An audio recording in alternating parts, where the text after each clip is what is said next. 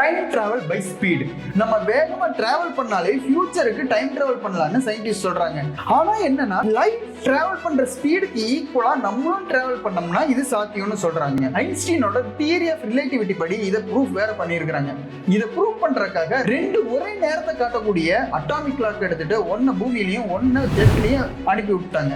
சில மணி நேரம் கழிச்சு ரெண்டையும் ஒரே இடத்துல வச்சு பார்க்கும்போது டைம் வேரியேஷன் காட்டியிருக்குங்க.